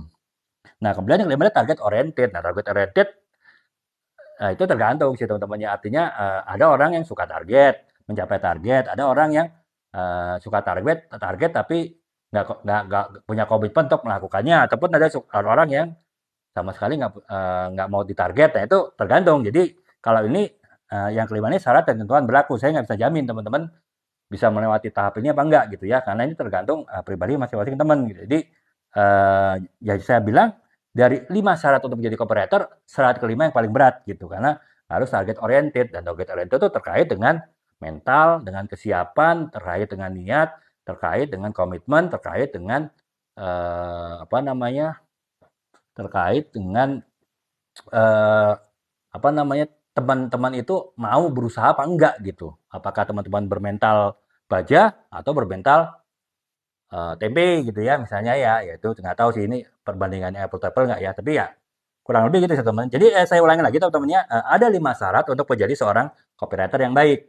Dan saya rasa sebagian besar teman-teman itu bisa memenuhi setidaknya sampai syarat keempat. Untuk syarat kelima ya itu tergantung teman-teman ya. Nah sekarang kita sebut nih, syarat untuk menjadi seorang copywriter, siapapun dia yang pertama adalah punya kemampuan menulis. Kemampuan menulis itu kemampuan menulis yang standar ya, nggak perlu harus kemampuan penulis bestseller gitu, nggak perlu. Yang penting dia punya kemampuan menulis secara standar itu sudah cukup. Kemudian yang kedua adalah punya pemahaman terhadap konsumen. Yang ketiga adalah kreativitas dan daya pikat dalam membuat suatu tulisan. Nah, itu ini adalah proses belajar. Saya bilang sih semua orang bisa kalau mau belajar. Kemudian yang keempat adalah pemahaman produk dan layanan. Ini harusnya kita juga bisa memahami produk yang kita pasarkan yang akan kita buat copywriting-nya. Dan yang kelima adalah target oriented. Artinya kita ya orang yang punya tujuan, punya arahan, dan bagaimana kita mencapai tujuan atau arahan tersebut. Nah, itulah yang harus kita lakukan ya. Selamat bergabung ke Rafiza ya. Kita sudah 1 jam nih membahas mengenai membuat copywriting yang baik ya. Itu bisa terapkan macam-macam sih teman-teman yang di pemasaran, teman-teman yang di penjualan, teman-teman yang di TikTok affiliate, teman-teman yang di Talkshop pun perlu untuk memahami hal-hal terkait dengan copywriting ini ya. Jadi ya makanya saya angkat di live kali ini mengenai copywriting gitu ya. Sudah 1 jam lewat sih, bahkan saya belum sempat spill produk, tapi materinya karena cukup banyak dan cukup harus jelaskan detail ya saya coba jelaskan detail ya. Nah ini sekarang kita bagian terakhir ya dari sebuah penjelasan mengenai copywriting. Nah ini adalah terkait dengan perkembangan teknologi saat ini ya. Kita sekarang kan mengenal adanya artificial intelligence ya, kecerdasan buatan di banyak bidang lah. Teman-teman yang mungkin paling kenal adalah ChatGPT ya, yang akan mungkin dibilang-bilang menggantikan Mbah Google gitu, walaupun belum ya sampai saat ini ya. Bahkan Mbah Google sudah buru-buru mempersiapkan generasi penerus kan, yang menjadi pesaing ChatGPT, namanya apa saya lupa deh. Ya, tapi sama lah intinya adalah AI ya, atau artificial intelligence juga gitu. Nah sama di dunia tulis menulis, di dunia copywriting pun uh, AI pun ada yang bisa mengancam. Sekarang memang belum berkembang ya, masih dikembangkan. Akan tetapi sudah mulai ada yang namanya AI writing ya, artificial intelligence writing. Walaupun pada beberapa live sebelumnya saya telah jelaskan satu sesi live khusus mengenai AI writing. AI writing itu belum sampai saat ini masih belum membahayakan karena ada keunggulan-keunggulan manusia yang tidak bisa dikalahkan oleh AI writing. Itu misalnya sifat emosional manusia, kemudian hubungan antara pribadi manusia itu tidak akan mungkin selamanya mungkinnya tidak akan mungkin dipahami oleh sebuah mesin gitu. Kemudian juga bagaimana membuat kata-kata yang emosional, bagaimana membuat konteks tulisan yang bisa menyentuh perasaan orang, yaitu akan sangat sulit ya bagi sebuah AI ya untuk membuat tulisan yang seperti itu. Nah, itulah kekuatan manusia. Makanya AI belum tentu akan membahayakan gitu. Apalagi kalau kita bikin membuat copywriting ya. Copywriting kan itu pasti banyak unsur membujuk, banyak unsur psikologis untuk mempengaruhi orang untuk melakukan sesuatu. Bagaimana mungkin sebuah mesin yang tidak punya perasaan, tidak punya emosi, tidak punya tidak punya hati, bisa menggerakkan orang, bisa membujuk orang, bisa mempengaruhi orang untuk melakukan sesuatu gitu ya. Secara logika sih nggak bisa ya, akan tetapi ya kita nggak tahu ya teknologi ya banyak yang nggak terbayangkan sebelum itu terjadi ya. Kita adanya handphone ini pun ketika saya tahun 90-an masih sekolah ya saya nggak kebayang gitu ada komunikasi yang bisa kemana-mana kan. Tapi sekarang saya ya sudah benar-benar familiar dengan hal ini. Nah, nggak tahu apakah AI writing nantinya bisa menggantikan fungsi sebagai copywriter ya, sebagai pembuat tulisan yang untuk menjual gitu ya. Walaupun sekarang untuk hal-hal yang sifatnya monoton, misalnya pembuatan kata-kata untuk promosi ini penjualan diskon misalnya kan diskon kan kata-katanya gitu-gitu aja yang mau diputar kemana-mana juga kata-katanya pasti diskon, sale segala macam. Nah, hal seperti itu masih sekarang sudah mulai bisa dikerjakan oleh AI writing karena nggak ada nilai emosional di situ gitu. Nah, sekarang bagaimana seorang copywriter dia bisa bertahan menghadapi gempuran AI writing yang kedepannya mungkin akan semakin berkembang, ada 4 syarat yang harus dipenuhi oleh seorang copywriter untuk bertahan ya menghadapi gempuran teknologi yang bernama AI writing tadi ya. Selamat bergabung Kak Kalista ya. Sekarang kita sudah masuk ke bagian akhir dari pembahasan copywriting ya, kayak membuat sebuah copywriter gitu. Nah, yang pertama adalah kreativitas dan uniqueness. Ini yang salah satu hal yang memang dianggap masih sangat sulit dikalahkan oleh mesin ya. Mesin itu kan tidak punya kreativitasnya tuh lebih kreativitas mesin gitu, bukan kreativitas berpikir manusia yang bebas dan lepas dan penuh dengan imajinasi gitu. Kalau mesin kan nggak punya imajinasi ya. Dan juga keunikan. Kalau mesin itu kan misalnya kita lihat mobil lah, mobil kan kurang lebih hampir sama bentuknya kan. Kalau sekarang mobil-mobil sedan ya bentuknya begitu-begitu aja gitu. Beda-beda lampu sedikit, beda-beda spoiler sedikit, beda-beda grill sedikit, tapi ya kurang lebih hampir sama kan. Ya karena apa? Dia dibuat oleh satu mesin desain mobil yang semua pabrik menggunakan aplikasi yang sama, software yang sama, ya makanya hampir sama gitu, nggak ada keunikan. Nah, beda dengan manusia kan, manusia tuh pikirannya unik ya. Manusia itu punya keunikan, punya kreativitas yang tak terbatas, beda dengan mesin ya makanya untuk menjadi copywriter pun sepertinya AI writing itu saya pikir masih jauh ya. Bahkan mungkin nggak akan pernah sampai ke sana gitu. Nah, itu yang pertama keunggulan manusia sebagai copywriter terhadap AI writing ya, yaitu kreativitas dan adanya keunikan. Yang kedua adalah emotional connection ya. Jadi artinya ya manusia saya bilang tadi kan penuh dengan sisi emosi. Ketika kita membujuk orang untuk membeli barang, ketika kita membuat copywriting kan pasti itu banyak unsur membujuk, unsur-unsur emosional ya untuk membuat orang itu tertarik. Nah, itu tak lagi-lagi mesin itu tidak punya emosional ya, mesin tidak punya hati, mesin tidak punya rasa yang bisa membujuk. Makanya ya untuk menjadi seorang copywriter tanda petik ya tanda petik ya mesin bernama AI writer itu sepertinya saya belum terbayang sih. Bahkan para ahli pun belum terbayang bisa menggantikan fungsi copywriter yang dia bisa membuat tulisan yang emosional ya. Kecuali kalau tulisannya biasa-biasa saja, tulisannya garing-garing saja mungkin ya pada saatnya akan bisa dilampaui oleh sebuah AI writing gitu. Nah, itu yang kedua. Yang ketiga adalah supaya seorang copywriter bisa bertahan melawan gempuran AI writing. Selamat bergabung Kak Pratima ya. Nah, kita lanjutkan. Yang ketiga adalah kita menyesuaikan penyesuaian dengan pada target audiens gitu. Nah, target audiens yang saya bilang tadi kan, kalau target audiens yang menengah atas dengan menengah bawah, tentu gaya bahasanya beda gitu. Nah, itu yang mungkin agak sulit bagi sebuah airwriting untuk membuat gaya yang bahasa berbeda dari target-target pasar yang berbeda gitu ya. Kalau untuk informasi yang diberikan mungkin dia bisa memilah tuh informasi untuk kalangan atas itu apa aja yang bisa diberikan. Misalnya kualitas gitu. Kalau informasi untuk kalangan bawah apa yang ditekankan, misalnya harga. Akan tetapi kan tetap tidak hanya masalah kualitas dan harga kan. Kita pasti bicara dengan kalangan atas, kalangan bawah itu pasti banyak hal-hal lain yang sifatnya emosional, yang sifatnya mungkin hubungan antar manusia. Dan itu yang tidak dipahami belum dipahami oleh airwriting ya, makanya itu bisa menjadi unsur celah dari copywriter untuk bertahan melawan airwriting ya untuk kedepannya. Itu yang ketiga. Yang keempat adalah ya konteks dan juga apa namanya situasi ya, artinya ya itu tadi ketika kita membuat sebuah apa namanya eh, untuk audiens yang sama, produk yang sama, tapi dengan konteks yang berbeda, hasilnya bisa berbeda kan. Misalnya kita bicara masker deh. Kita bicara masker pada saat sebelum COVID. Orang membuat copywriting untuk masker dengan COVID. Kemudian pada saat COVID, pasti akan beda gitu kan. Maksudnya benar-benar orang bisa menyesuaikan dengan konteks dan situasi. Nah, apakah mesin AI writing bisa? Nah, itu kan pertanyaan ya.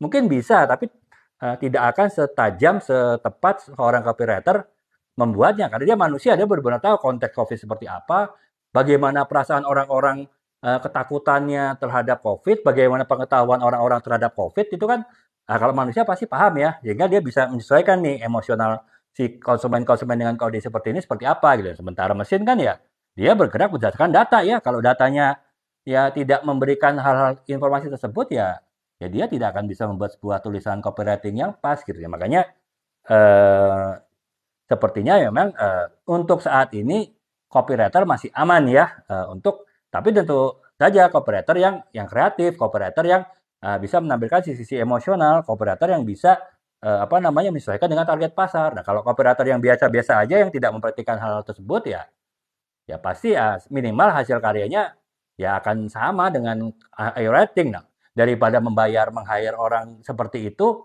yang harus ada gaji, ada THR, ada tunjangan ini itu, ada hari libur, ada izin, ada segala macam, ada sakit. Yang penting dia ngerjain sebuah mesin airwriting yang lebih mahal sedikit, tapi dia nggak perlu gaji, nggak perlu kasih tunjangan, nggak perlu kasih THR kan. Nah, itu sih jadi uh, untuk menjadi copywriter yang bisa bertahan melawan airwriter ya harus ada 4 syarat tadi ya. Kalau di luar itu ya maaf ya, sepertinya mungkin ini adalah profesi yang pada saatnya akan hilang digantikan oleh mesin, oleh artificial intelligence ya. Nah, syarat 4 supaya seorang copywriter bisa bertahan ya tadi yang pertama kreativitas dan uniqueness. Itu ya harus bisa membuat itu dan bahkan memperkuatnya gitu kan.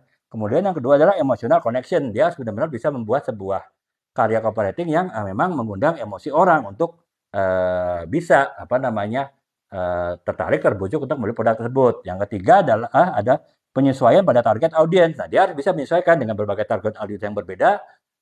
Bagaimana dia harus membuat copywritingnya ya. Yang keempat adalah ya konteks dan juga situasinya harus bisa tepat gitu ya. Nah, sepanjang 4 syarat tersebut terpenuhi, saya pikir profesi copywriter tetap akan aman ya dari gempuran artificial intelligence writer ya. Tapi kalau itu tadi, kalau misalnya tidak memenuhi syarat itu, mungkin ya seorang copywriter akan saatnya akan tergerus oleh zaman ya, akan tergantikan oleh mesin ya. Karena itu tadi, mesin kan tidak perlu gaji, tidak perlu THR, tidak perlu tunjangan, tidak ada komplain-komplainan gitu kan. Tidak mau dibuat lembur 24 jam juga nggak komplain gitu. Nah, jadi teman-teman ya kurang lebih pembahasan mengenai airwriting ya. Nah, maaf, pembahasan mengenai copywriting ya. Jadi itu sih teman-temannya 1/4 jam nggak terasa kita sudah membahas mengenai ini mengenai copywriting ya. Copywriting ini sangat luas teman-temannya, bisa untuk teman-teman yang di kantor yang menjual barang, menjual jasa, teman-teman di TikTok, TikTok Shop, TikTok Affiliate pun juga pasti harus menggunakan copywriting ya. Jadi seorang jadi copywriting itu bukan profesi yang harus khusus, yang harus belajar apa yang harus belajar lama di kampus, harus benar-benar menekuni karir sekian lama gitu. Jadi siapapun bisa menjadi copywriting ya sepanjang ya itu tadi memenuhi syarat-syarat yang saya kemukakan pada pembahasan saya sebelumnya ya. Nah, teman-teman mungkin itu sih teman-temannya. Kalau teman-teman yang saya akan coba setiap saya live, materi-materi live saya ini akan saya buat cuplikan-cuplikan videonya. Nanti saya tampilkan di akun saya ya. Mungkin ya sekitar video 4-5 menit ya. Mudah-mudahan teman-teman bisa bertahan ya nonton video sampai 5 menit ya. Karena kan sekarang TikTok bisa sampai 10 menit. Tapi saya buat cuplikan 5 menit aja deh, potongan-potongan informasi mengenai yang saya sampaikan di live, termasuk saat ini. Nanti teman-teman bisa melihat video saya tersebut. Makanya teman-teman saya harapkan sih follow akun saya ya, sehingga ketika saya membuat video, itu potensi untuk masuk ke beranda teman-teman tuh lebih besar kalau teman-teman adalah follower saya ya. Jadi dibanding dengan kalau teman-teman bukan follower, kemungkinan untuk mendapatkan video tersebut mungkin lebih kecil ya. Jadi ya itu contohnya kalau teman-teman mungkin tertinggal untuk mengikuti live kita 1/4 jam ini mengenai copywriting ya. Selagi-lagi copywriting itu bisa untuk teman-teman yang sekarang sedang merintis karir di TikTok pun juga sangat perlu memahami copywriter ya, baik itu sebagai shop ataupun juga sebagai TikTok affiliate gitu. Jadi ya itu sih ya teman-teman ya, sedikit dari saya ya. Mungkin sebagai penutup, karena syarat dari sebuah live itu harus ada spill produk ya, dan saya 1/4 jam ini ya karena materinya cukup padat, belum sempat spill produk. Mungkin 5 menit ke depan saya akan sedikit spill produk aja teman-teman. Mungkin teman-teman kalau tertarik, ini sambil saya menunggu teman-teman kalau yang ingin bertanya nih. Jadi saya spill produk, teman-teman mungkin ada yang ingin ditanyakan, bisa ditanyakan di kolom komentar ya, saya akan coba jelaskan nanti ya. Nah, sekarang saya mungkin akan sedikit spill produk aja sih barang-barang yang ada di hadapan saya. Mungkin teman-teman bisa lihat ya, ini barang yang berputar ini apa, itu ya. Ini ya teman-teman tuh sudah tahu ya, ini namanya display putar, ya tuh tujuannya apa? Yang pertama tujuannya jelas untuk display produk supaya menarik ya, supaya mendapatkan perhatian dari penonton gitu ya. Ya kalau teman-teman lihat kan kenapa produk ini ya, apa namanya, buku branding mistake ini lebih dilihat dari barang lain ya, karena produk ini dipajang di depan dekat kamera ya. Kalau saya pajang di sini mungkin teman-teman nggak akan bisa lihat, sehingga teman-teman nggak tertarik. Nah, jadi produk ini bisa untuk meng-highlight, menonjolkan produk yang teman-teman akan spill ya. Yang kedua adalah produk ini kan bergerak ya teman-teman ya.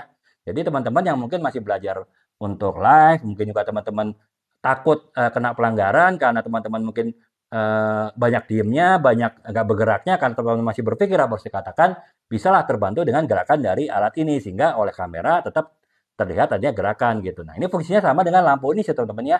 Lampu ini kan juga bergerakan, jadi intinya ya untuk selain untuk menambah estetika dari sebuah live, juga untuk menambah apa namanya, gerakan ya. Jadi teman-teman yang masih bingung live, masih banyak diemnya, masih banyak geraknya, itu bisa kebantu. Walaupun teman-teman yang sekedar ngomong-ngomong mungkin tidak terlalu apa namanya, tidak terlalu fokus, tidak terlalu jelas, tapi kan tetap ini ada lampu ini bernyala ya, sehingga menimbulkan efek gerak, sehingga ya mungkin teguran-teguran karena teman-teman live-nya agak pasif tuh bisa agak sedikit bisa diminimalisir karena ada alat lain yang bergerak juga ya teman-teman ya. Nah, alat lain juga nggak mahal teman-teman ya, hanya khusus untuk yang meja putar ini saat ini kayaknya stoknya masih udah mulai kosong ya teman-teman. Saya punya 3 toko tadinya etalase ya, etalase etalase saya itu semuanya stoknya kosong udah 2-3 minggu, belum diisi lagi. Nah, sekarang saya ada satu etalase lagi yang harganya masih di bawah 100.000. Itu apa sekitar 86.000 ya, itu terakhir sih yang saya tahu etalase toko yang seller yang jual di bawah 100.000, yang lainnya di atas 100.000 gitu. Nah, karena stoknya lagi kosong, saya pikir mungkin kosong di importirnya ya, mungkin terlambat datang dari pabriknya di luar sana, ataupun ada kendala di pelabuhan, ada kena jalur merah atau apa, sehingga agak susah keluar untuk dari pelabuhan. Nah, itu khawatirnya kalau teman-teman memang perlu produk ini dan menunda pembelian karena ini ya, sama gabung Kak Ica ya, kita udah masuk tahap akhir nih. Ya, saya lebih spill produk dulu nih sebelum penutup ya, karena tadi 1,5 jam saya sudah membahas mengenai copywriting ya. Nah, saya lanjutkan lagi. Nah, untuk produk ini, meja putar ini, kalau teman-teman memang perlu, saya sarankan segera beli sekarang ya.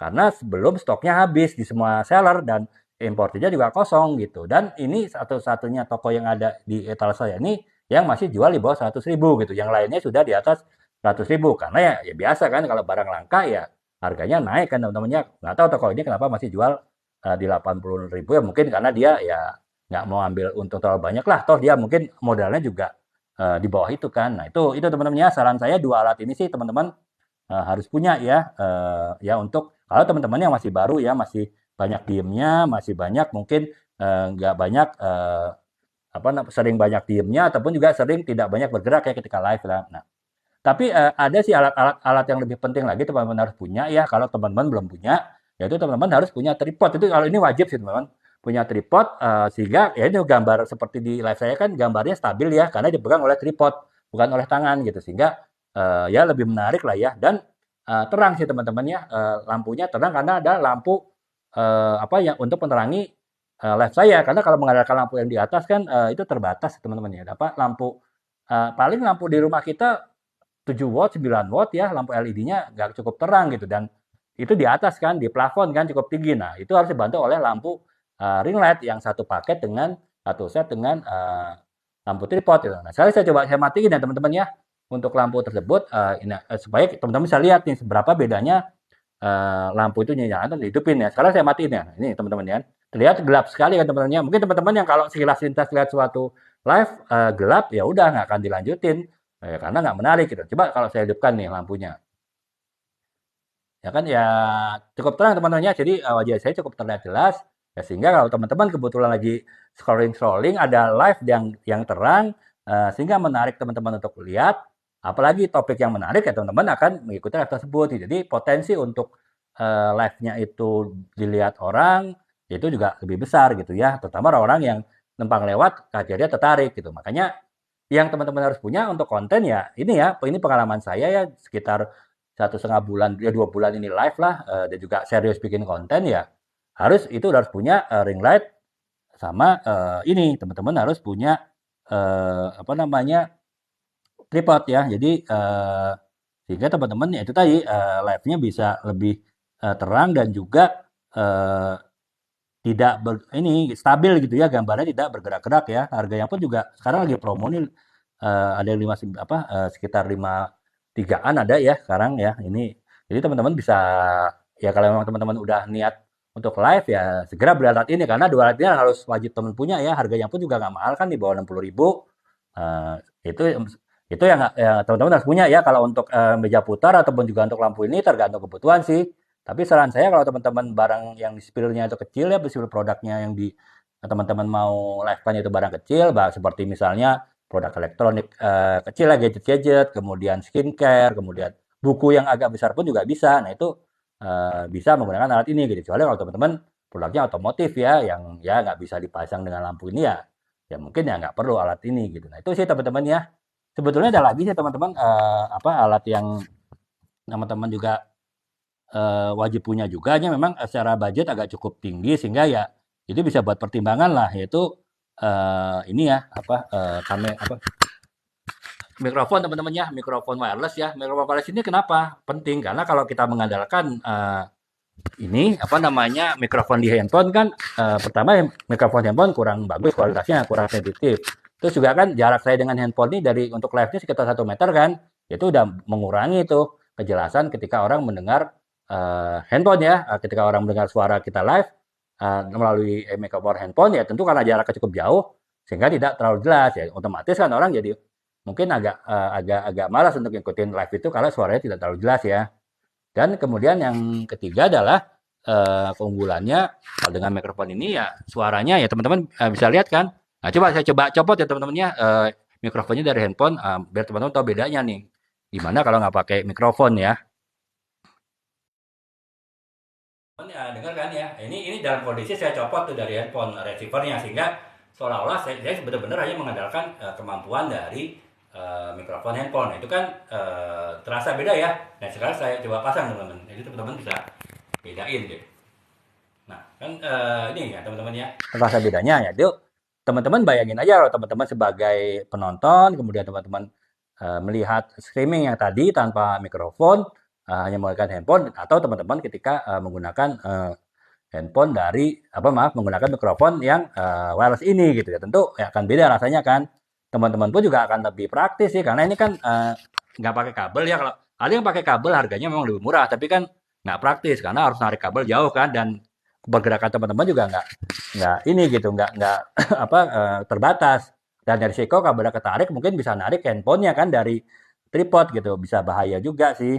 Nah, jadi itu ya teman-temannya apa namanya untuk dan fungsinya juga banyak teman-teman. Ini ada fungsi untuk noise reduction ya, artinya kalau ini saya di rumah ya kebetulan teman-teman ya, malam dan rumah saya di cluster dalam komplek, jadi sepi ya, tenang. Tapi kalau kebetulan teman-teman live ataupun juga bikin konten itu di pinggir jalan raya yang rame, ya tentu kan teman-teman tidak ingin kan suara keributan kendaraan yang lewat, suara orang yang lewat lalu lalang itu masuk ke dalam konten teman-teman kan, masuk ke live teman-teman ya. Kalau ini ada fungsi untuk noise reduction-nya. Jadi kalau fungsi ini diaktifkan, ini lampu yang ini, ya teman-teman suaranya yang terdengar ya suara teman-teman gitu, walaupun di sekitar teman-teman itu suaranya sangat ramai dan berisik ya. Nah ini coba saya matikan sih, apa namanya, tapi ya ini saya matikan temannya rotor reaction-nya ya. Ya kerasa, tidak terlalu terasa bedanya karena memang di rumah saya ini sepi ya situasinya malam dan di dalam komplek. Tapi setidaknya kan tetap ada perbedaan kan teman-teman ya. Teman-teman bayangkan kalau itu di tempat yang ramai gitu. Ini saya coba hidupkan lagi ya. Nah ini kurang lebih itu ya teman ya. Bedanya mungkin ini saya coba ini teman buat keributan ya. Kalau ini saya coba buat sedikit bunyi-bunyian. Ini sekarang ini saya matikan ya ininya noise reduction-nya. Nah sekarang saya hidupkan nih noise reduction-nya dengan tetap saya membuat sedikit keributan ya di meja ya. Nah ini teman-teman saya bikin apa sudah pasang noise reduction-nya, teman-teman bisa dengarkan ada perbedaannya kan. Nah itu sih teman-teman dan lebih terasa lagi bedanya kalau teman-teman melakukannya di tempat ramai ya, di pinggir jalan misalnya. Jadi itu kemudian juga ada fungsi gema sih kalau teman-teman yang suka membuat konten atau membuat live dengan gema ya bisa menggunakan fungsi ini ya. Saya tekan ya. Suaranya bergema seperti seolah-olah di gedung pertunjukan ataupun di sebuah hall yang akustik ya. Itu ya mungkin nama saya tarik sih. Kalau saya mungkin lebih suka yang biasa aja sih karena ya suaranya lebih jelas menurut saya ya. Nah, itu sih teman-teman ya. Harganya pun juga macam-macam teman-teman. Ini emang 300-an ya. Sekarang ada harga promo 290 kalau nggak salah. Nah, itu kalau memang teman-teman budgetnya masih terlalu tinggi ya teman-teman bisa ada yang harga lebih murah. Sama-sama mereka TNW sih. Jadi teman-teman memang ada sekarang banyak merek ya, tapi saya rekomend TNW sih dengan ada merek yang lain ya. Tapi saya lebih rekomend TNW karena ya reputasinya juga udah terkenal ya dan saya mencobanya udah 2 bulan 3 bulan ini juga alhamdulillah awet-awet aja ya dan ini adalah produk pertama yang harganya ini bersaing sih kualitasnya sama dengan yang sekitar 2 jutaan ya teman-teman ya tapi apa namanya harganya jauh lebih murah kualitas suaranya juga beda-beda tipis gitu. Tapi kalau teman-teman ingin yang lebih ini ya harganya lebih terjangkau ya ada sih dengan merek yang sama, tapi teman-teman bisa mendapatkan mikrofon dengan harga terjangkau ya. Yang kali ini kan tipe N8 ya teman-teman, N8, N9. Nah, ada yang tipe A ya, tipe A itu harganya ya sekitar 60-70%-nya lah daripada yang ini gitu, sekitar 197.000. Nah, itu ya kalau secara kualitas tetap ya mereknya sama, TNW kualitas barang build quality-nya sama ya, bagus. Paling ya beda-beda, misalnya kalau ini kan jaraknya bisa 50 meter.